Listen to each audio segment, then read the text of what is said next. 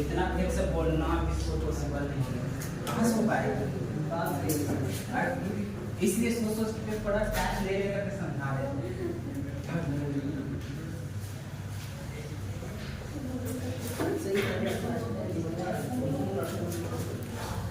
कौन बोले थे कोमल, क्या आज नहीं रिकॉर्ड कीजिएगा सर।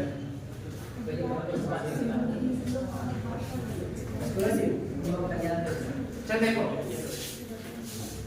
अब हम लोग यहाँ पे मेन कहानी स्टार्ट होने जा रहा है, ठीक है। अब हम लोग को देखो रेट लिखने के लिए सीख है, क्या लिखने के लिए सीख है, रेट, कि कोई भी रिएक्शन का रेट कैसे लिखा जाता है, चाहे वो रिएक्टेंट का हो चाहे वो प्रोडक्ट का हो। अगर हम लोग को रेट ऑफ रिएक्शन लिखने बोलते हैं तब क्या बोलते हैं, रेट ऑफ रिएक्शन। अभी हम लोग लिखे सिर्फ क्या चाहिए, रेट।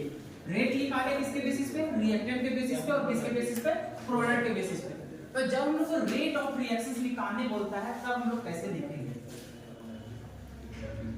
अब देखो रेट ऑफ रिएक्शंस को आर ओ आर से दिखाएंगे, कैसे दिखाएंगे, आर ओ आर से। आर मतलब रेट, ओ मतलब और, आर मतलब रिएक्शन। जब भी हम लोग रेट ऑफ रिएक्शन लिखते हैं सबसे पहले देखो जनरल यहाँ पे कोई भी एक रिएक्शन लिख लेते हैं। जैसे मान के चलो A प्लस B, इससे बन रहा है हम लोग को कुछ C और प्लस में क्या चाहिए B। कैसे प्रकार से कोई रिएक्शन रहेगा तो उसको बैलेंस भी करना पड़ता है। हमेशा याद रखना कभी भी रेट ऑफ रिएक्शन लिखने बोले सबसे पहला काम क्या रहेगा, हम लोग को बैलेंस करना। तो यहाँ पर जो भी रिएक्शन देगा वहां पे बैलेंस होना चाहिए। यहाँ पर मान के चलो अल्फा, क्या चाहिए अल्फा, यहाँ पर आगे क्या चाहिए बीटा, यहाँ पर आगे क्या चाहिए गामा, और यहाँ पर डेल्टा। यहाँ पर लिख देते हैं रिएक्शन शुड बी बैलेंस्ड। अगर बैलेंस नहीं रहेगा तो कोई भी काम होने वाला नहीं है। अब यहाँ पर देखो अगर हम लोग रेट ऑफ रिएक्शंस लिखने वाले हैं, क्या चाहिए रेट ऑफ रिएक्शन। अगला वर्ड से याद रखना रेट ऑफ रिएक्शंस को लिखेंगे वो सिर्फ आर को आर से लिखेंगे। अब ये जो रेट ऑफ रिएक्शंस होता है इसको दिखाया जाता है स्मॉल लेटर आर से। कैसे दिखाते हैं, स्मॉल लेटर आर से। तो ये जो रेट ऑफ रिएक्शंस लिखते हैं ये कैसे लिखते हैं, तो जो रेट हम लोग लिखा कर रहे थे ना, जैसे रिएक्टेंट का भी और प्रोडक्ट का भी, इस सभी का रेट आपस में सेम होता है। क्या होता है आपस में सेम। अच्छा रेट कैसे लिखते हैं, सबसे पहले इधर से इधर मुड़ जाएंगे। सबसे पहले क्या हम लोग को ए, तो ए का भी तो कुछ इनिशियल होगा, इसका भी कुछ फाइनल होगा। तो मान के चलो यहाँ पे जब रेट लिखते थे कैसे लिखते हैं, अब जैसे हम लोग रिएक्टेंट का नाम सुनेंगे, किसका नाम सुनेंगे रिएक्टेंट का, रिएक्टेंट तुरंत दिमाग में आया, अच्छा रेट ऑफ रिएक्शन लिखेंगे रिएक्टेंट। अच्छा रेट तो हमको नेगेटिव देता होगा, नेगेटिव देता तो लगाना क्या पड़ता था नेगेटिव खुद से। तो यहाँ पर लिखेंगे क्या चीज नेगेटिव। रिएक्टेंट किसका बेसिस पे ए का, तो यहाँ पर लिखेंगे डी, डी लिखो चाहे डेल्टा लिखो फिर डबल। अगर एवरेज के अनुसार लिखोगे क्या लिखोगे, चलो लिख ही देते हैं। किसके अनुसार चल रहे हैं, एवरेज के अनुसार, कि एवरेज रेट ऑफ रिएक्शन देखेंगे यहाँ पर क्या लिखना पड़ेगा डेल्टा। अभी लिखे किसके बेसिस पे ए के बेसिस पे, यहाँ पर क्या लिखोगे चेंज इन कंसंट्रेशन ऑफ किसका ए का, और नीचे क्या लिखोगे चेंज इन टाइम। कोई दिक्कत जी। अब इज इक्वल्स टू, अभी क्या बोले, जब भी रेट ऑफ रिएक्शंस लिखते हैं तो सभी का रेट आपस में क्या होते हैं सेम होते हैं, सभी का आपस में क्या होता है सेम। तो यहाँ पर फिर लिखेंगे किसका पर बी का, तो यहाँ पर फिर बी क्या चाहिए हमको रिएक्टेंट के प्रोडक्ट रिएक्टेंट, तो रिएक्टेंट आएगा तो क्या लगाना पड़ेगा नेगेटिव। फिर यहाँ लिखेंगे डेल्टा और क्या लिखेंगे कंसंट्रेशन ऑफ बी, और नीचे क्या लिखेंगे कोई दिक्कत। इज इक्वल्स टू यहाँ पर क्या रहेगा पॉजिटिव, क्योंकि प्रोडक्ट लिखने जा रहे हैं। सी का लिख रहे हैं, यहाँ पर क्या हो जाएगा डेल्टा, और यहाँ पर क्या चाहिए सी, और नीचे क्या रहेगा डेल्टा टी। उसी प्रकार से क्या रहेगा पॉजिटिव, यहाँ पर रहेगा डेल्टा कंसंट्रेशन ऑफ डी, और नीचे क्या रहेगा कोई दिक्कत। अच्छा ये सब कैसे लिखा जा रहा है समझ में आ रहा है। और याद रखना कभी भी रेट ऑफ रिएक्शन लिखते हैं तो रेट ऑफ रिएक्शन हमेशा रिएक्टेंट और प्रोडक्ट आपस में क्या होते हैं इक्वल होते हैं। मतलब जो यहाँ पर R का वैल्यू होगा वही इसका वैल्यू होगा, वही इसका वैल्यू होगा वही इसका, वही इसका, या फिर इसका जो वैल्यू होगा वही इसका वैल्यू होगा। कोई दिक्कत। लेकिन ये बात में थोड़ा सा एरर रहेगा, यहाँ पर कुछ चीजों को नोटिस करना पड़ेगा। कभी भी रेट ऑफ रिएक्शन लिखेंगे क्या लिखेंगे रेट ऑफ रिएक्शन, तो सिर्फ इसी तरह से रेट लिख करके इक्वल नहीं करना है। क्या करना है इस प्रकार से रेट लिख करके कभी भी इक्वल नहीं करना है, हमें ध्यान रखना पड़ेगा उसका स्टोइकियोमेट्रिक कोएफिशिएंट को भी। जब जो भी हम लोग को रिएक्टेंट है चाहे प्रोडक्ट है उसके रिस्पेक्टिव में जो भी स्टोइकियोमेट्रिक कोएफिशिएंट लेगा उससे डिवाइड करना पड़ेगा। क्या करना पड़ेगा? जैसे कि अभी रेट किसका लिखा होगा? ए का, तो ए के रिस्पेक्टिव क्या चाहिए स्टोइकियोमेट्रिक कोएफिशिएंट? अल्फा। क्या है? अल्फा। तो यहाँ पे डिवाइड करना पड़ेगा क्या जैसे अल्फा। क्या बात समझ में आया? उसी प्रकार से बताओ किसका लिख रहे हैं? बी का, तो बी का रिस्पेक्टिव क्या है? बीटा। क्या करना है? डिवाइड करना है। यहाँ पे क्या लिख देंगे? बीटा। सी का रिस्पेक्टिव गामा, तो यहाँ पर क्या करेंगे? गामा। डी का रिस्पेक्टिव हाँ, तब अभी बोलेगा इसका वैल्यू सेम। हाँ बिल्कुल सेम। इसका वैल्यू सेम बिल्कुल सेम। लेकिन जैसे इसको हम गायब कर देते हैं, इसको क्या कर दिया? गायब। और अभी बोलेंगे बता ये दोनों क्या इक्वल है? कभी नहीं। ये दोनों इक्वल कभी भी नहीं है। जब उसका स्टोइकियोमेट्रिक कोएफिशिएंट से भी डिवाइड किया रहेगा तभी वो आपस में क्या होंगे? इक्वल होंगे। क्या बात समझ में आया? तो जब हम लोग यहाँ पे लिखे किसके बेसिस पे? Average rate of reaction. कैसा लिखे हम लोग? एवरेज। क्या हम लोग यहाँ पे ऐसा लिख सकते हैं? Instantaneous rate of reaction. ROR का मतलब रेट ऑफ रिएक्शन। याद रखना पूरे चैप्टर में हम यूज करेंगे आरओआर ना कि रेट ऑफ रिएक्शन। क्या समझ जाओगे ना? अब यहाँ पर देखो रेट ऑफ रिएक्शन ऐसा ना लिख करके अगर आर लिखेंगे तभी समझ में आ जाएगा। चलो तो रेट ऑफ रिएक्शन का अभी देखो इंस्टेंटेनियस, तो सिर्फ क्या करना पड़ेगा? डी।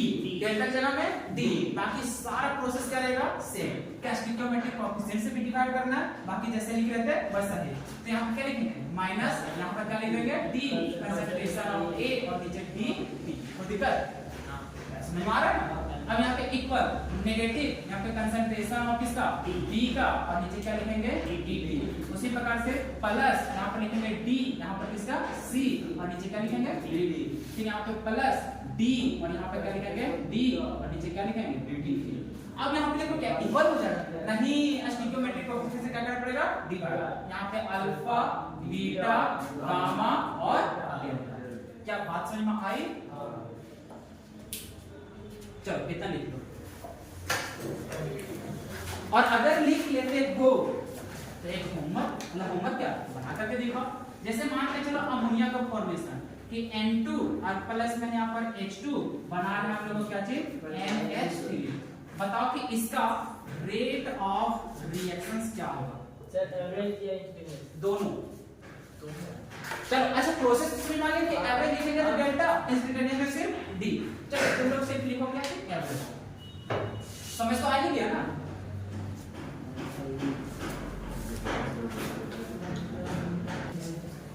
देख घबराने की बात नहीं है, ठीक है? जब भी लोग रेट ऑफ रिएक्शंस लिखते हैं समझ में आ गया कि रिएक्टेंट और प्रोडक्ट आपस में क्या होते हैं? इक्वल। सबसे पहले देखो स्टेटमेंट क्या लिखा हुआ है? रिएक्शन शुड बी, मतलब कभी भी रेट ऑफ रिएक्शन लिखने जाओ पहले कदम क्या रखना है? रिएक्शन को बैलेंस करना। क्या बैलेंस? Nitrogen 2 nitrogen 1। भैया कहां बैलेंस है? नहीं है तो इसको बैलेंस करो। हाइड्रोजन कितना हो गया? 6। यहां पे कितना? 2। यहां पे कितना लिखोगे? 3। अब तो बैलेंस है ना? चलो पहला जो हम लोग को जरूरत था वो पूरा हो गया। अब रेट ऑफ रिएक्शन जैसे लिखते हैं सभी आपस में क्या होते हैं? इक्वल। रिएक्टेंट के वो 2 कौन है? N2। रिएक्टेंट जैसे लिखते हैं तो उसमें क्या होता है? नेगेटिव। यहाँ पर किसका अनुसार लिख रहा है? एवरेज। यहाँ पर लिखोगे क्या चीज? डेल्टा, और यहाँ पर कंसंट्रेशन किसका? N2 का, और नीचे क्या लिखोगे? Delta T। कोई दिक्कत? इज इक्वल्स टू, फिर यहाँ पे रिएक्टेंट है तो रिएक्टेंट में क्या चीज? माइनस, यहाँ पे डेल्टा, इस पे क्या लिखोगे? H2, और नीचे क्या लिखोगे? Delta T। Is equals to, अब ये क्या है? प्रोडक्ट मतलब पॉजिटिव हो जाएगा, और यहाँ पर डेल्टा, यहाँ पर क्या हो जाएगा? NH3, और नीचे क्या हो जाएगा? Delta T। क्या सही है? नहीं, हम लोग जब भी रेट ऑफ रिएक्शन लिखते हैं तो उसका स्टोइकियोमेट्रिक कोएफिशिएंट से डिवाइड भी करना पड़ता है। इसका कितना? 1 करो या ना करो कोई फायदा नहीं। इसका कितना? 3, तो यहाँ पे कितना करना पड़ेगा? 3। इसका कितना? 2, यहाँ पे कितना? 2। अब यहाँ पे इसका सही हो गया। अगर ये इसका इंस्टेंटेनियस बोलता तो क्या करता? सिर्फ यहाँ पे इंस्टेंटेनियस, यहाँ पे डेल्टा जगह में डी, प्रोसेस तो सेम ही हो जाता। क्या कहानी समझ में आ गया? चलो अब चलते हैं नेक्स्ट टॉपिक। देखो अब जो हम लोग रेट ऑफ रिएक्शन लिखने के लिए जान रहे हैं उसी तरह से हम लोग को 2 कांसेप्ट और पूछता है, ठीक है? एक होता है एपियरेंस का कहानी और एक होता है डिसएपियरेंस का। बात को धीरे धीरे समझने का प्रयास करना, प्रोसेस सेम है बस थोड़ा सा अंतर रहेगा, ठीक है? जैसे हम लोग यहाँ पे बात करें किसका, दिस एप्रियंस। दिस एप्रियंस किसको रिप्रेजेंट करता है, रिएक्टेंट को। याद रख लेना, दिमाग में पूरा एकदम सेट कर लेना, कभी भी दिस एप्रियंस का बात बोले तुरंत किसके ऊपर चल जाना, उसी प्रकार से अगर एप्रियंस बोले तो प्रोडक्ट। कि ये दोनों दिमाग में घुस जाएगा कि जब भी बोलेगा क्या चीज, दिस एप्रियंस, तुरंत हम लोग बोलेंगे क्या चीज, रिएक्टेंट का बात कर रहा है। एप्रियंस बोलेगा तो किसका बात कर रहा है, प्रोडक्ट। अब यहाँ पर देखो, रेट ऑफ रिएक्शन ना बोल करके क्या बोलेगा, रेट ऑफ दिस एप्रियंस, या फिर बोलेगा रेट ऑफ एप्रियंस।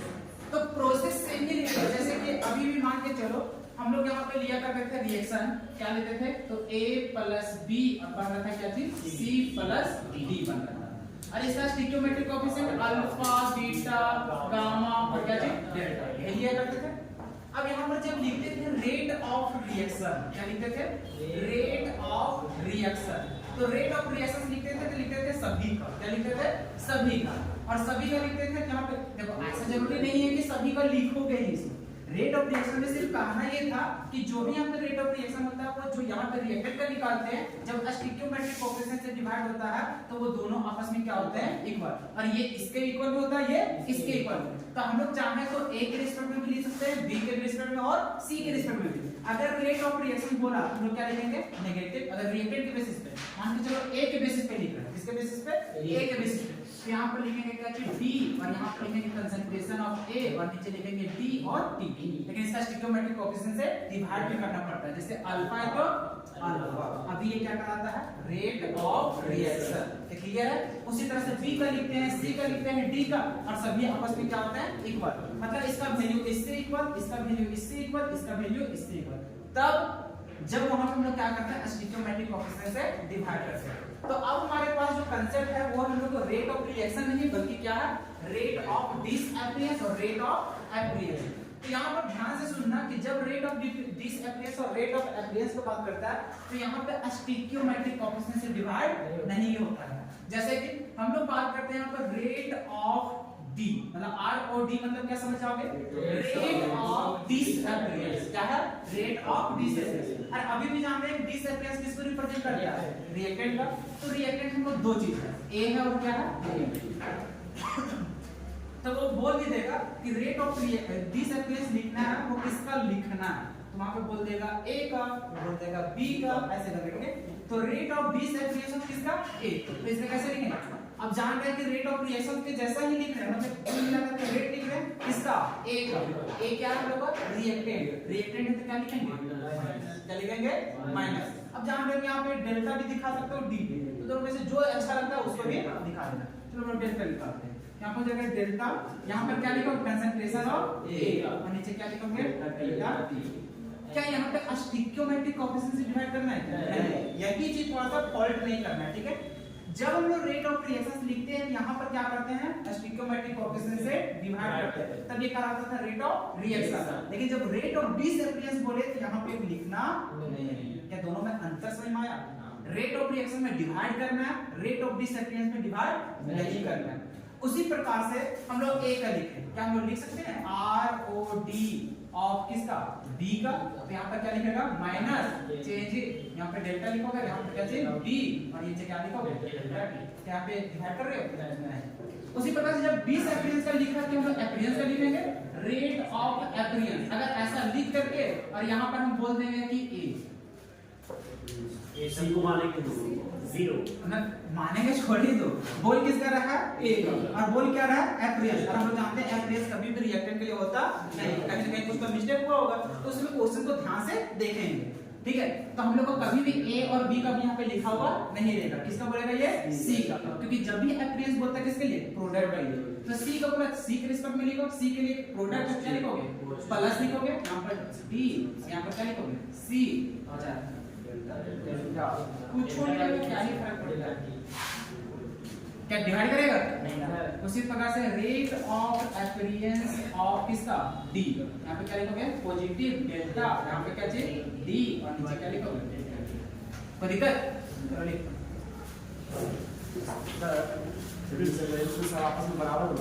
नहीं, इसमें सब बराबर नहीं होता है, सिर्फ रेट ऑफ रिएक्शन में ही सारा इक्वल होता है। बात समझ रहे हो, जब भी हम लोग रेट ऑफ दिस एप्रियंस बोलेगा ना तो किसी एक के रिस्पेक्ट में बोल देगा, और कभी भी ये गलती मत कर देना कि सर जैसे रेट ऑफ रिएक्शन हम आपस में इक्वल कर, ये सबको भी आपस में इक्वल कर देंगे। कभी भी ऐसा लिख देते सर, नोट में ये अभी बस धीरे धीरे और भी पॉइंट लिखना है। तो यहाँ रेट ऑफ दिस एप्रियंस और एप्रियंस सभी आपस में इक्वल नहीं होता, वो रेट ऑफ रिएक्शन लिखोगे तभी इक्वल होगा। वो ठीक है सर। चल इधर देखा है, इधर देखा क्या लिख लिया है सर? एक पॉइंट तो समझ में आ गया। क्या याद रखना है कि जब भी रेट ऑफ दिस एप्रियंस और एप्रियंस का कहानी लिखेंगे हमेशा याद रखना कि rate of disappearance rate of appearance में कभी भी स्टोइकियोमेट्रिक कोएफिशिएंट से डिवाइड नहीं करना होता है। क्लियर है? तरीका समझ में आ गया? दिस एप्रियंस मतलब रिएक्टेंट, एप्रियंस मतलब प्रोडक्ट, ऐसा लिखा जाता है। समझ में आ गया? अब एक बात को हमेशा याद रखना कि जैसे रेट ऑफ रिएक्शन में सभी को आपस में इक्वल कर देते हैं, वो इक्वल तभी होगा जब आपस में स्टोइकियोमेट्रिक कोएफिशिएंट से क्या करेंगे? डिवाइड। अगर डिवाइड नहीं कर रहे हो तो वो आपस में कभी भी हम लोग को इक्वल नहीं होगा। कोई दिक्कत? अब हम लोग यहाँ पे थोड़ा सा कुछ और पॉइंट को लिखना चाहते हैं क्योंकि कभी कभी हम लोग को पूछ देता है, ठीक है, लैंग्वेज में कभी कभी फंसा देता है।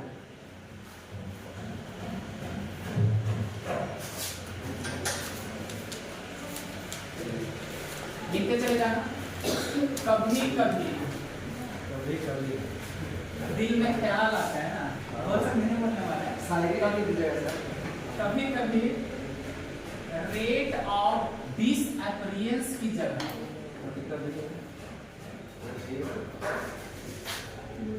Rate of reaction with respect to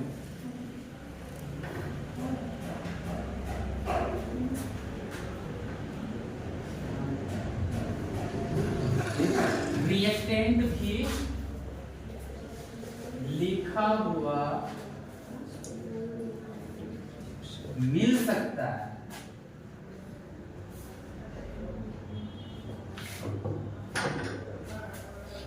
और कैसे लिख दे? प्रोडक्ट नहीं, कभी कभी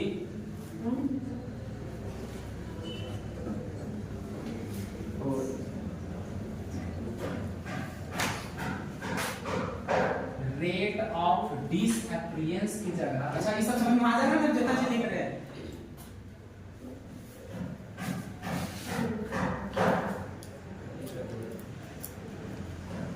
रेट ऑफ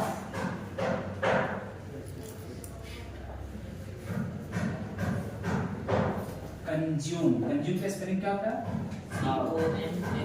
कंज्यूम, CONSUN नहीं होता?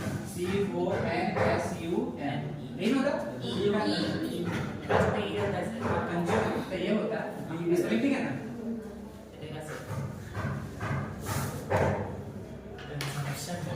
ये लिखा रहता है, इसी तरह स्पेलिंग यहाँ तक मैच कर देते हैं।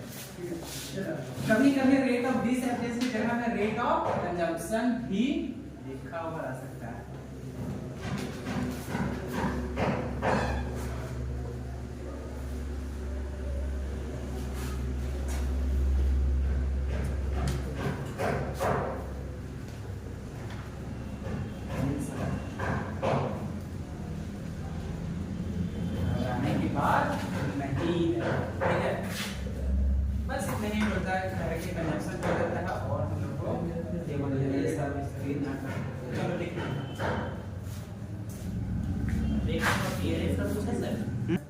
चलो क्या कहानी समझ में आ गया रेट ऑफ दिस एप्रियंस का? अब देखो एप्रियंस में कहानी क्या समझोगे? डी को अगर ए लिख दे क्या समझ जाओगे? एप्रियंस। क्या समझोगे? एप्रियंस। ये कहानी समझ में आ गया? लेकिन यहाँ पे जैसे दिस एप्रियंस में क्या लिखा हुआ था? Rate of reaction with respect to reactant. अभी क्या बोल देगा? Rate of reaction with respect to product.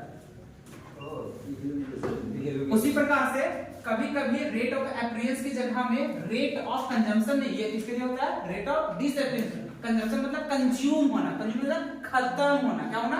खत्म होना। तो वहां से भी रिलेट कर सकते हैं किसके लिए? रिएक्टेंट के लिए। और उसी प्रकार से जब प्रोडक्ट का बोलते हैं यहाँ पे फॉर्मेशन लिखा रहता है। फॉर्मेशन मतलब बनना। क्या कोई दिक्कत? इतना लिख लो। इसके बाद एक क्वेश्चंस छुट्टी। कितना क्वेश्चन? चल इधर देख। अब क्वेश्चन को देखो कि किस तरह का क्वेश्चन हम लोग को दिया रहता है, किस तरह का क्वेश्चन हम लोग को पूछता है। लिखते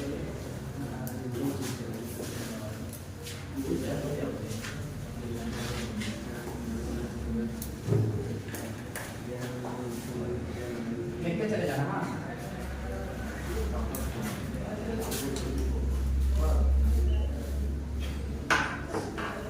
लिखना है क्वेश्चन। हाँ लिखते जाना।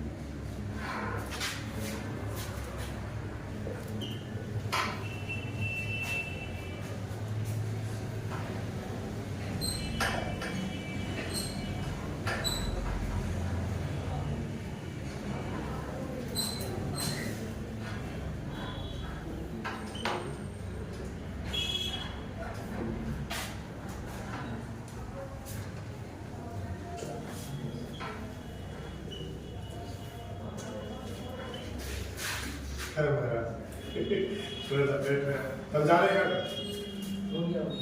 नहीं आपका भी है, आप ले गए क्लास नहीं सर हो गया। अब हम चले ये सब जाने ही नहीं दे रहा। नहीं तो पढ़ाई पहले कर रहे हैं हम वही से कॉल किया मन लगा के पढ़िए पढ़ाइए सर पढ़ाइए सर। वीडियो चालू है क्या एडिट कर रहे हैं बोल रहे हैं क्या ही बोले सर। कुछ बोल रहा है इसे बोल रहे हैं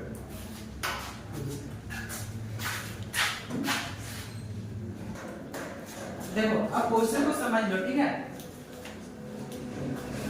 क्वेश्चन इसी प्रकार से दिया रहेगा, यहीं से सारा कुछ बन जाएगा। सबसे पहली बात जितना भी पॉइंट आप बताएंगे सारा कुछ नोटिस करते जाना ठीक है। जो इस क्वेश्चन को समझ गया बाकी कैसनो क्वेश्चन दे दे सारा कुछ इजीली तुम लोग सॉल्व कर लेंगे। और जैसे सॉल्व किया अपने डाटा में मतलब नोट में वहां पे जोड़ लेना कि 1 मार्क्स अब हमारा क्लियर हो गया। बोर्ड एग्जाम लिखोगे 1 नंबर तुम्हारा पूरा फिक्स, मतलब 70 नंबर का एग्जाम। अब सिर्फ कितना प्रिपरेशन करना है 69 मार्क्स का ठीक है। अब देखो यहाँ पर रेट ऑफ रिएक्शन इज कितना है कितना। अच्छा एक चीज बताना भूल गए कि रेट ऑफ रिएक्शन जब लिखते हैं तो इसका यूनिट क्या होता है। अच्छा खुद से नहीं बता सकते हो चलो अच्छा बता दीजिए ना ठीक है। नहीं मतलब नहीं जानता तो ऐसे नहीं लिखा कोई वाइट बोल दिया जो कि आ भी नहीं रहा है ऐसा मत करना ठीक है। चलो यहाँ पर रेट ऑफ रिएक्शन कितना दिया हुआ है इतना से। अच्छा अब बताओ रेट ऑफ रिएक्शन होता क्या था जिसको आर से दिखाते थे या फिर रेट ऑफ रिएक्शन जैसे हम जानते थे वही। कभी भी रेट ऑफ रिएक्शन या फिर रेट ऑफ डिसएपीरेंस या फिर रेट ऑफ एपीरेंस की कहानी बोले याद रखना कैसे। कभी भी सवाल कोई भी सवाल दिया रहे जिसमें rate of reaction rate of disappearance rate of appearance किसी भी चीज का बात कर रहा है तुरंत हमारा काम क्या रहेगा कि जो भी रिएक्शंस दिया रहे उसको बैलेंस करना। सबसे पहले क्या करना है बैलेंस। क्योंकि यहाँ पे हम जनरल चीज दिया कोई रिएक्शन है क्या नहीं ना हम तो ए बी सी लेकर दिए थे इसके जो भी स्टोइकियोमेट्रिक कोएफिशिएंट समझना ये बैलेंस करके ही दिया गया। जैसे अभी हम दिए थे कौन बात N2 + H2 बराबर क्या चीज NH। ये रिएक्शन है ना तब इसको हम बैलेंस करेंगे। बाकी A B C D X Y जब कुछ भी देगा इसको बैलेंस करने की जरूरत नहीं है। अब यहाँ पर देखो क्या रिएक्शन बैलेंस है कहां से बैलेंस है। याद रखना कभी भी rate of reaction rate of disappearance rate of appearance की कहानी कभी भी एक भी चीज कहीं दिख गया तुरंत हम लोग क्या करेंगे रेट ऑफ रिएक्शन लिखेंगे। फिर से सुन लो कभी भी rate of reaction rate of disappearance rate of appearance की कहानी कभी भी देखे सबसे पहला कदम रखेंगे कि रेट ऑफ रिएक्शन लिखेंगे। क्या लिखेंगे रेट ऑफ रिएक्शन। अब बताओ कि रेट ऑफ रिएक्शन जैसे लिखेंगे तो हम लोग कैसे क्या करेंगे तो रेट ऑफ रिएक्शन लिखते हैं सर तो सभी का हम लोग क्या करते हैं इक्वल करते हैं स्टोइकियोमेट्रिक कोएफिशिएंट से डिवाइड भी करते हैं। जैसे कि इसका लिखोगे तो नेगेटिव लिखोगे क्यों क्योंकि रिएक्टेंट है तो यहाँ पर लिखोगे डी इक्वल टू डेल्टा जैसे लिखना चाहो तो यहाँ पर लिखोगे ए और नीचे क्या लिखोगे डेल्टा टी। लेकिन यहाँ पर स्टोइकियोमेट्रिक कोएफिशिएंट कितना लिखोगे नहीं। उसी प्रकार से इज इक्वल्स टू अभी लिखोगे क्या चीज माइनस यहाँ लिखोगे डेल्टा फिर यहाँ से क्या चीज बी नीचे लिखोगे कितना एक है तो एक लिखो या ना लिखो कोई फर्क नहीं पड़ता। यहाँ पर delta T is equals to positive यहाँ लिखोगे डेल्टा यहाँ पर सी और नीचे क्या चीज डेल्टा टी। इसका stoichiometric coefficient 3 is equal to positive delta, यहाँ पर क्या लिखोगे डी और नीचे क्या चाहिए डेल्टा टी। इसका कितना है क्या रेट ऑफ रिएक्शन लिखते हैं, यही कहां लिखते हैं। कभी भी क्वेश्चन आवे जिसमें रेट ऑफ रिएक्शन बोले, रेट ऑफ डिसएपियरेंस या फिर रेट ऑफ एपियरेंस, तीनों में से कुछ भी बात बोलेगा हमेशा याद रखना रिएक्शन को बैलेंस करना, उसके बाद क्या करना ना रेट ऑफ रिएक्शन, क्योंकि ये लिखोगे यहीं से सारा क्वेश्चन बन जाएगा। जो नहीं लिखने जानता है फिर फंस जाओ। क्या कहानी समझ में आ गया? अब हम लोग को पहला मकसद था सर वो तो हम लोग कर लिए। अब देखो दूसरा, हम लोग को वैल्यू दिया हुआ, वैल्यू दिया हुआ रेट ऑफ रिएक्शन, क्या चीज दिया हुआ रेट ऑफ रिएक्शन, मतलब इसका वैल्यू दिया हुआ, अरे दिया कि नहीं दिया हुआ, इसका मतलब इसका वैल्यू दिया हुआ है। पूछा क्या है rate of disappearance, rate of डिसएपियरेंस या फिर रेट ऑफ एपियरेंस जब बात करते हैं, जैसे मान के चलो रेट ऑफ डिसएपियरेंस ऑफ ए, तो लिखते तो उसी तरह से बशर्ते खाली उसका स्टोइकोमेट्रिक कोएफिशिएंट को लिखते नहीं। इसका मतलब अभी जो हम लोग को जवाब देना है वो सिर्फ और सिर्फ इसका वैल्यू को जवाब देना है। उसी प्रकार से बी का बोलोगे तो बी का हम लोग देखेंगे तो अगर का कोई लेना ना है, इसको पूरे निकल जाएगा, अगर निकलेगा नहीं। उसी प्रकार से सी का बात करोगे तो इसका क्या चाहिए 3 को छोड़ करके निकालोगे, उसी तरह से डी का जवाब है इसमें 4 को छोड़ करके। क्लियर समझ लो। जब हम लोग को बात किया गया था rate of reaction, rate of disappearance, rate of appearance, जब हम लोग रेट ऑफ रिएक्शंस का क्वेश्चन रहेगा सबसे पहले कदम क्या उठाना है रेट ऑफ रिएक्शन को लिखेंगे। लिख लिए। सवाल में हम लोग को दिया क्या है रेट ऑफ रिएक्शन, कितना वैल्यू दिया है इतना, मतलब इसका वैल्यू दिया है।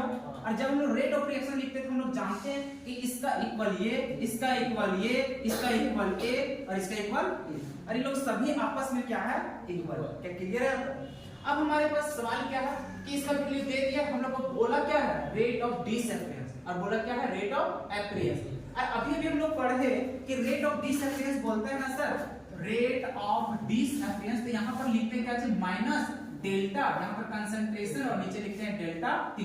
लेकिन यहाँ पे कोई भी स्टोइकियोमेट्रिक कोएफिशिएंट से डिवाइड नहीं करते हैं। मतलब अगर हम लोग यहाँ पे बोला है रेट ऑफ डिसएपियरेंस ऑफ ए, मतलब ये जो ललका कलर वाला किए हैं उसके अंदर वाला पोर्शन को पूछा तो यहाँ पे 2 का लेना देना है नहीं, मतलब इसका वैल्यू दिया है, इसका वैल्यू निकालना है, तो भगाएंगे किसको, इसको इधर भेज दो, क्या कर वैल्यू नहीं निकलेगा। अब देखो रिलेशन बस इतना फिर से समझ लेना, चूंकि हम लोग को दिया हुआ वैल्यू क्या चाहिए रेट ऑफ रिएक्शन, तो क्या हम लोग ऐसा लिख सकते हैं कि जो रेट ऑफ रिएक्शन है इज इक्वल्स टू, अभी लिखेंगे माइनस यहाँ पे डेल्टा कंसंट्रेशन ऑफ ए और नीचे लिखेंगे डेल्टा टी और यहाँ पर 2। क्या ये दोनों आपस में इक्वल होता है? जानते नहीं जानते? रेट ऑफ रिएक्शन लिखते हैं तो वो नीचे डिवाइड करते हैं। लेकिन अब हम लोग को जरूरत क्या है रेट ऑफ डिसएपियरेंस किसका ए का, मतलब इसमें तो सिर्फ इसका काम हल करेंगे, यहाँ पे स्टोइकियोमेट्रिक कोएफिशिएंट से लेना देना नहीं होता है। तो चूंकि हम लोग इसका वैल्यू दिया हुआ है, कितना दिया हुआ है 4 × 10⁻³ अरे ये दिया मोल पर मीटर को भी छोड़ दो, बाद में यूनिट तो लिख लेंगे। इज इक्वल्स टू यहाँ पर देखोगे माइनस मतलब डेल्टा, यहाँ पर कंसंट्रेशन ऑफ ए और नीचे डेल्टा टी, यहाँ पर है कितना 2। क्या इतना हम लोग को जरूरी है क्या? नहीं, हम लोग को जितना जरूरी है उसको निकालेंगे, बाकी सबको कहाँ भेज देंगे उधर। अब यहाँ पे लिखेंगे minus delta concentration of A और नीचे लिखेंगे डेल्टा टी। हम लोग को डिसएपियरेंस चाहिए और डिसएपियरेंस यही होगा उसका, होगा कि नहीं होगा? 2 यहाँ पे था, 2 को कहाँ भेज देंगे उधर, इधर डिवाइड में कर देंगे, किसमें जाएगा मल्टीप्लाई में। तो क्या यहाँ पे लिख सकते हैं 2 × 4 × 10⁻³ अभी तक प्रोसेस समझ में आया कैसे कैसे किए? इसको नहीं समझ में आया फिर से पूछ लो, समझ में आया कैसे कैसे किए इसको? अब देखो वैल्यू निकाल लेना, इसको मल्टीप्लाई करोगे कितना हो जाएगा, यहाँ जाकर हो जाएगा 8 × 10⁻³ क्योंकि ये भी तो रेट ऑफ रिएक्शन है, कंसंट्रेशन मतलब इसका जो यूनिट होगा वही होगा, क्या होगा मोल पर लीटर पर सेकंड। कैसे होगा मैं तुरंत बता देगा, ठीक है? क्या इसका प्रोसेस समझ में आ गया? क्या अब हम लोग निकाल नहीं सकते हैं उसी तरह से कि रेट ऑफ डिसएपियरेंस किसका निकालोगे बी का, तो उसका भी कहानी वही चलोगे कैसे? तो यहाँ पर लिखोगे rate of reaction is equals to, यहाँ पे माइनस पूरा लिखना पड़ेगा, ठीक है? यहाँ पे लिखोगे डेल्टा, यहाँ पर लिखोगे बी और नीचे क्या लिखोगे डेल्टा टी। इसमें तो कोई डिवाइडर नहीं है और यही कहा रहा है रेट ऑफ रिएक्शन। और हम लोग जब रेट ऑफ डिसएपियरेंस निकालेंगे बी का तो वो भी यही होगा, हम लोग एक निकालना है। तो कुल मिलाकर के ये और ये क्या है इक्वल, तो हम लोग यहाँ पे बोल सकते हैं क्या चीज कि माइनस डी यहाँ पर हो जाएगा बी और नीचे क्या हो जाएगा delta T is equal to, इसका वैल्यू कितना दिया होगा 4 × 10⁻³ यहाँ पे लिखेंगे क्या चाहिए मोल पर लीटर पर सेकंड। निकल गया क्या? अब हम लोग निकालने जा रहे हैं rate of reaction is equal to C के रिस्पेक्ट में, क्योंकि एपियरेंस निकालेंगे इसका सी का, निकालना है नहीं निकालना है तो एप्रियंस से निकालना है, हम लोग यहाँ पे क्या लिखेंगे? तो सर यहाँ पे हो जाएगा प्लस, क्या हो जाएगा? प्लस, यहाँ पे लिखेंगे डी, या फिर यहाँ पे लिखोगे डेल्टा, और यहाँ पे क्या चाहिए? सी, और नीचे लिखोगे डेल्टा टी। कितना डिवाइड करोगे? 3 से। अरे किया हुआ है ना? तो अब यहाँ पे इसका वैल्यू देखो कितना दिया हुआ है, तो 4 × 10⁻³ क्या हम लोग को 3 जरूरत है क्या? 3 को इधर भेजना पड़ेगा, लेकिन एक स्टेप हम लोग पूरा लिखे थे। प्लस यहाँ पर डेल्टा कंसंट्रेशन ऑफ सी, और नीचे लिखोगे डेल्टा टी, और इसमें कितना? 3 को हटाना पड़ेगा। क्यों? क्योंकि जब हम लोग रेट ऑफ एप्रियंस बनाने बोल रहे हैं तो सिर्फ हम लोग को इतना ही कराता है, क्या चीज? रेट ऑफ एप्रियंस कहा था नहीं, तो हम लोग को उतना वैल्यू निकालना है। 3 यहाँ पे डिवाइड में था, इधर जाकर किस पे जाएगा? मल्टीप्लाई। तो यहाँ पर हम लोग लिखेंगे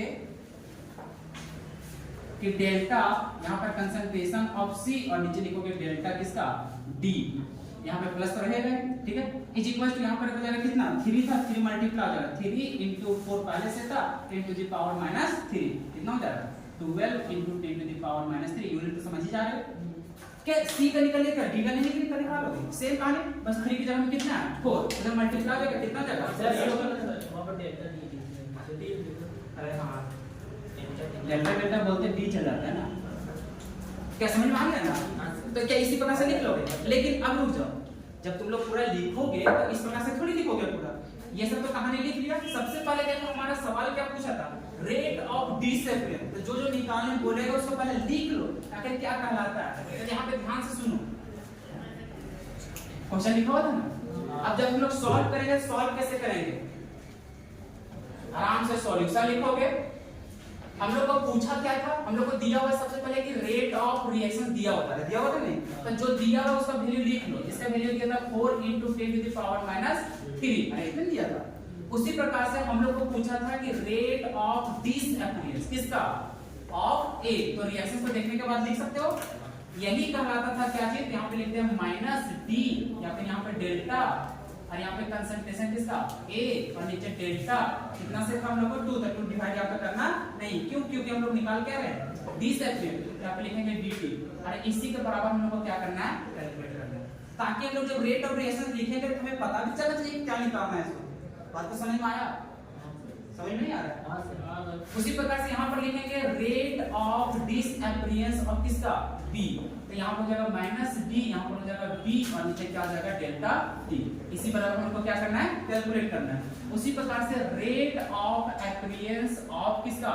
c। इसका चलोगे पॉजिटिव, यहाँ पर था डेल्टा, यहाँ पर था c, और नीचे क्या था? Delta t। इतना बराबर हमको क्या करना है? कैलकुलेट करना है। फिर यहाँ से लिखोगे रेट ऑफ एपियरेंस ऑफ क्या चीज? D। यहाँ पर लिखोगे प्लस, यहाँ से हो जाएगा डेल्टा कंसंट्रेशन ऑफ D, और नीचे क्या हो जाएगा? Delta T। इतना इक्वल। तो जैसे देखो हम लोग को सवाल में ये दिया हुआ था, ये सब हम लोग को निकालना है, तो क्या निकालना है ये तो पता होना चाहिए ना। तो ये सब हम लोग को रिप्रेजेंटेशन समझ में आ गया। अब देखो शुरू में हम लोग चलेंगे क्या चाहिए? रेट ऑफ रिएक्शन लिखेंगे। क्या लिखेंगे? Rate of reaction. तो इसी प्रकार से जाओगे, यहाँ पे स्टिकोमेट्रिक कोएफिशिएंट से भी डिवाइड करोगे। चूंकि रेट ऑफ रिएक्शंस के कहने का मतलब होता है इसका वैल्यू इससे इक्वल, मतलब सभी आपस में क्या होते हैं? इक्वल होते हैं। तो यहाँ से इसका वैल्यू दिया हुआ था तो इससे निकाल सकते हैं। हम लोग को पूछा क्या था? डिसएपियरेंस, और डिसएपियरेंस का मतलब क्या होता है? सिर्फ और सिर्फ इतना का वैल्यू। लेकिन यहाँ पे है क्या चीज? 2 लगा हुआ, क्या 2 को निकालना है क्या? नहीं ना। तो 2 को हम लोग को क्या करना पड़ा? भगाना पड़ा। तो भगा करके देखो डिसएपियरेंस आया कि नहीं आया? समझ में आ रहा है? हां। तो इसको लिख लो, उसके बाद एक और क्वेश्चन करेंगे तभी छोड़ेगा। देखो समझ लो इसको, जिसका गलत हो गया वो मैच कर देना, जिसका सही हो गया तो बिंदास रहना। देखो इस पर क्वेश्चन क्या बोला है? क्वेश्चन बोला है कि rate of disappearance, rate of disappearance, rate of appearance. पहला बात मेरा दिमाग में हमेशा याद रखना कि सर जब भी आप बोलेंगे कि रेट ऑफ डिसएपियरेंस, एपियरेंस या फिर रेट ऑफ रिएक्शन बोलेगा, तुरंत तुम्हारा काम होता है कि रिएक्शन को बैलेंस करो और पहले रेट ऑफ रिएक्शन लिखो। करते ही नहीं करते? सबसे पहले लिख लेते हैं क्या चीज? रेट ऑफ रिएक्शन, क्योंकि ये जनरल फार्मूला है, इसमें कोई बैलेंस करने की जरूरत है नहीं। यहाँ पे लिखेंगे minus change in concentration of A, और नीचे लिखेंगे चेंज इन टैप। नहीं लिखेंगे, इसका 2 से क्या करेंगे? डिवाइड करेंगे, इक्वल माइनस यहाँ पर लिखेंगे change in concentration of B, और नीचे क्या लिखेंगे? Delta T. यहाँ पे 4 है तो 4 से डिवाइड, यहाँ से प्लस क्योंकि प्रोडक्ट है, प्रोडक्ट के लिए प्लस लिखते हैं। यहाँ पे चेंज, और यहाँ पे लिखेंगे हम लोग सी, और नीचे लिखेंगे चेंज इन टाइम। इसका 3 है, यहाँ पे 3। ये होता है रेट ऑफ रिएक्शन। अब यहीं से सारा सवाल बन जाता है। अब देखो अभी सभी आपस में क्या है? इक्वल। अभी देखो हमारे पास दिया क्या है? रेट ऑफ डिसअपीयरेंस ऑफ ए दिया, कैसे दिया है ए का। अच्छा रेट ऑफ डिसअपीयरेंस किसको बोल रहे हैं, इसको सिर्फ इतना पोर्शन को, ना कि दो को। और हम लोग को देखो rate of disappearance of B का बोला है, तो बी का बोला है तो ठीक से हम लोग को निकालने क्या बोल रहा है, सिर्फ इसका। फिर देखो रेट ऑफ अपीयरेंस ऑफ सी, तो किसका निकालने बोल रहा है, सिर्फ इसका। और हम लोग चूंकि जानते हैं कि सभी का सभी आपस में क्या है, इक्वल। अब देखो जिसका वैल्यू दिया होगा, जिसका निकालना है, वो दोनों को टच करेंगे, क्योंकि ये दोनों आपस में क्या है, इक्वल। अब इक्वल है तो देखो कैसे निकालेंगे। हम लोग चूंकि जान रहे हैं, क्या जान रहे हैं, minus D concentration of A, और नीचे लिखेंगे क्या चीज, dt अपॉन में 2 इज इक्वल टू माइनस यहां पे change in concentration of B, और नीचे क्या चीज, dt मतलब डेल्टा टी, और यहां पर 4, ये दोनों आपस में इक्वल। अभी देखो इसका वैल्यू दिया होगा, ध्यान से बस यही गलती नहीं करना। क्वेश्चन में बोला है कि रेट ऑफ डिसअपीयरेंस ऑफ ए, सिर्फ इतना जितना कलर किए हैं इतना पोर्शन का वैल्यू कितना दिया है, 2 × 10⁻³ तो हम लोग यहाँ पे पुट करेंगे कितना, 2 × 10⁻³ इतना का वैल्यू दिया। अब देखो नीचे डिवाइड किया होगा तो नीचे इतना फिर क्या करना पड़ेगा, समझ में आ रहा है। चूंकि हम लोग को दिया था इतना का वैल्यू हो गया, नीचे 2 भी तो है तो 2 को तो दिखाना पड़ेगा ना। चलो अब हम लोग को यहाँ पर देखो इसका माइनस डेल्टा, यहाँ पे कंसंट्रेशन ऑफ बी, और नीचे क्या है 4, यहाँ पर डेल्टा टी। क्या हम लोग को पूरा इतना वैल्यू निकालना है क्या, नहीं, हम लोग को रेट ऑफ रिएक्शन थोड़ी निकालना है, हम लोग को निकालना क्या है, रेट ऑफ डिसअपीयरेंस ऑफ किसका, बी का। अब कितना का कलर का पोर्शन निकालना है, 4 को भगाना पड़ेगा, 4 यहाँ पे डिवाइड किधर जाएगा तो मल्टीप्लाई में। तो जैसे हम लोग यहाँ पे करने जाएंगे कि डेल्टा यहाँ पर लिखेंगे बी, और नीचे लिखोगे क्या चाहिए, डेल्टा टी, माइनस में हो जाएगा, इज इक्वल टू 4 इधर जाएगा मल्टीप्लाई में, यहाँ पे 2 × 10⁻³ और इनटू कितना 4, और नीचे कितना है 2, 2 से 2 खत्म, बचेगा कितना 4 × 10⁻³ मोलर पर सेकंड। यूनिट बता देंगे नेक्स्ट क्लास में, ठीक है। तो ये तरीका समझ में आ गया। अभी देखो फिर पूछा क्या था, रेट ऑफ अपीयरेंस ऑफ सी, मतलब अभी देखो इसका वैल्यू दिया हुआ था, इसका वैल्यू निकालना, मतलब ये दोनों का रिलेशन ले लेंगे क्योंकि आपस में क्या होता है, इक्वल।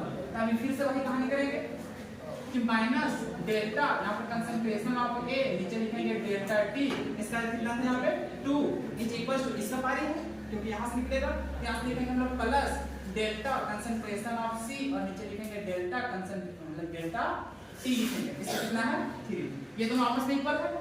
अभी इतना का वैल्यू हम लोग को दिया हुआ था, कितना दिया हुआ था, सेम कहानी 2 × 10⁻³ और नीचे कितना डिवाइड करना है, 2 से, नीचे करेंगे 2 से, इज इक्वल टू, यहाँ पर चलोगे positive delta concentration of C, नीचे लिखेंगे डेल्टा टी, और यहाँ पर 3 का कोई जरूरत नहीं है, इसको इधर भेजना पड़ेगा, तो लिखेंगे plus delta concentration of C, नीचे लिखेंगे delta T, is equal to, इसका कितना हो जाएगा 3 मल्टीप्लाई चल जाएगा, इंटू 2 × 10⁻³ नीचे कितना 2 से खत्म, 3 × 10⁻³ मोलर पर सेकंड।